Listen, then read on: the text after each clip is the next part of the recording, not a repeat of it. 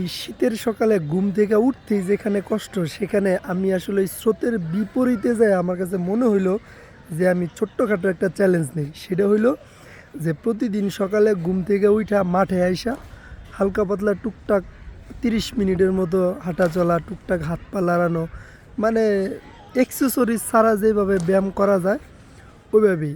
আর তারপরে বাসায় যাইয়া 10 মিনিট মেডিটেশন করা, তারপরে হইলো 20 মিনিট বই পড়া। আমি প্রতিদিনই, যদিও প্রতিদিনই মেডিটেশনের বই আমি পড়ি প্রতিদিন, কিন্তু তারপরে মনে হইলো যে শীতের দিন মানে ঘুম থেকে উঠতে কষ্ট হয়ে যায়। তো তারপর বললাম যে দেখি না একটু, মানে দেহ কষ্ট না দিলে আসলে কিছু হয় না, ঠিক আছে। তারপর মনে হইলো যে আসলে এই চ্যালেঞ্জটা নেই। তো এইটা হইলো আজকে আমার চ্যালেঞ্জের প্রথম দিন। আমি আজকে ঘুম থেকে উঠতেই একটু লেট হয়ে গেছে, কালকে ঘুমাইছি একটু রাত কইরা। তো তারপরেও যেহেতু আসতে হইব, সেই কারণে এই যে সকালবেলা মাঠে এসে একটু রানিং করলাম। এখন বাসায় যাইয়া ওই মেডিটেশন আর 20 মিনিট বই পড়ব।